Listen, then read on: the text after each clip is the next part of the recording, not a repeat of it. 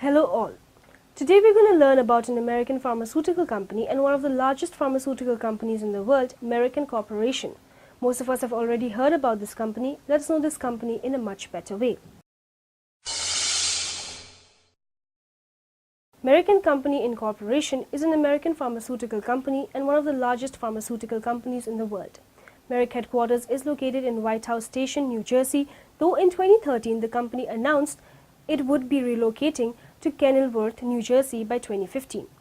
The company was established in 1891 as a United States subsidiary of the German company now known as Merck KGaA. Merck Company was confiscated by the US government during World War I and subsequently established as an independent American company. It is the world's seventh largest pharmaceutical company by market capitalization and revenue. Merck publishes the Merck Manuals, a series of medical reference books for physicians, nurses and technicians. These include the Merck Manual of Diagnosis and Therapy, the world's best-selling medical textbook, and the Merck Index, a compendium of chemical compounds. Merck Company traces its origin to Jacob Friedrich Merck, who purchased a drugstore in Darmstadt, Germany in 1668, and also to Emanuel Merck, who took over the store several generations later in 1816. Emanuel and his successors gradually built up a chemical pharmaceutical factory that produced raw materials for pharmaceuticals and other preparations. In 1891, George Merck emigrated to the United States and set up Merck & Company in New York as a U.S. arm of the family partnership. E. Merck, named for Emanuel Merck, which is now Merck KGaA. In keeping with the national wartime policy, Merck Company was confiscated in 1917 and re-established as an independent American company.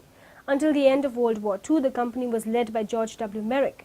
Merck Company holds the rights to the name in North America, while its former parent company retains the rights in the rest of the world. In 1929, H.K. Mulford Company merged with Sharp and Dohme Incorporation. This company brought to the future Merck Company Incorporation vaccine technology, including immunization of cavalry horses in World War I and delivering of a diphtheria antitoxin in 1925. In 1953, Merck merged with Philadelphia-based Sharp and Dohme Incorporation, founded by Alpheus Phineas Sharp and Carl Frederick Louis Dohme in 1845, becoming the largest U.S. drug maker. The merger combined Merck's strength in scientific research and chemical manufacturing with Sharp and Dohme's sales and distribution system and its marketing expertise. The combined company kept the trade name Merck in the United States and Canada and as Merck Sharp and Dohme MSD outside North America. In 1965, Merck acquired Charles E. Frost Limited of Montreal, founded in 1899, and created Merck Forst Canada Incorporation as its Canadian subsidiary and pharmaceutical research facility. Merck closed this facility in July 2010 and the company was renamed Merck Canada in 2011. The company was incorporated in New Jersey in 1970. It has an operating subsidiary KBI Incorporation, which was originally formed as a joint venture in AstraZeneca. In November 1993, Merck completed a $6 billion purchase of Medco Containment Services Incorporation, one of the largest mail-order pharmacy and managed care drug companies. In November 2009, merged with competitor Schering-Plough in a $41 billion deal. Although Merck was in reality acquiring Schering-Plough, the purchase was structured on paper as a reverse merger in which old Merck was renamed Merck Sharp and Dohme and Schering-Plough renamed as Merck Company Incorporation so that it could technically continue as a surviving public corporation. The maneuver was an attempt to preserve Schering-Plough's rights to market Remicade, which was ultimately decided by arbitration. The merger was completed on 4th November 2009. As of December 2013, the U.S. company had approximately 76,000 employees in 120 countries with 31 factories worldwide. It is one of the world's 7 largest pharmaceutical companies. The Merck Company Foundation has distributed more than $480 million to educational and non-profit organizations since it was founded in 1957 and $740 million in overall charitable distributions.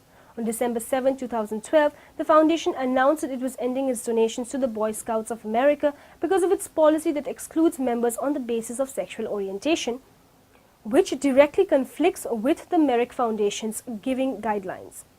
In October 2013, Merck has announced it will cut 8,500 jobs in an attempt to cut $2.5 billion from its cost by 2015. The company's shares rose 2.35% to $48.73 in New York trading after it announced the cuts. The new losses, combined with 7,500 job cuts announced in 2011 and 2012, amount in total to 20% of its workforce. In 2005, CEO Raymond Gilmartin retired following Merck's voluntary worldwide withdrawal of Vioxx. Former president of manufacturing Richard Clark was named CEO and company president. Clark retired in October 2011 and Kenneth Frazier became CEO.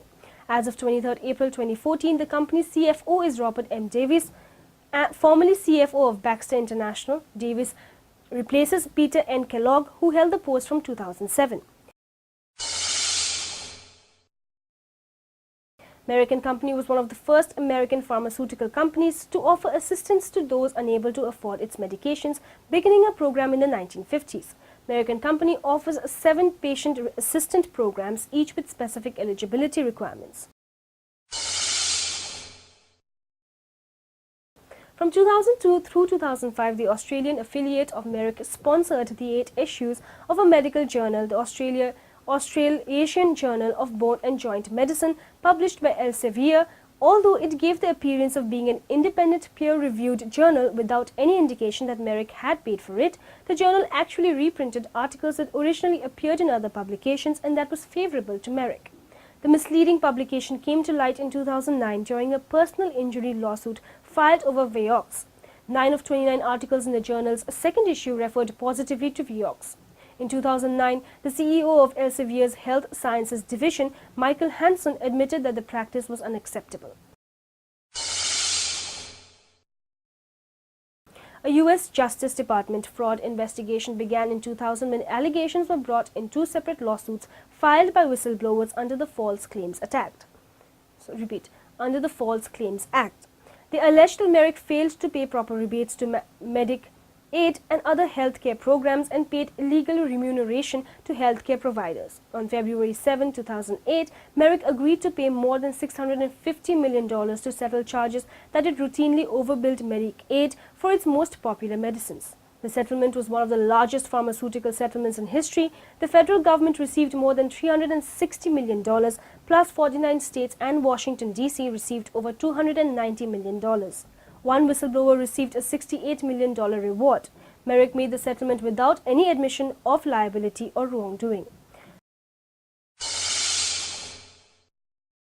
Merck Company once used methylene chloride, an animal carcinogen, on the United States Environmental Protection Agency's list of pollutants as a solvent in some of its manufacturing processes.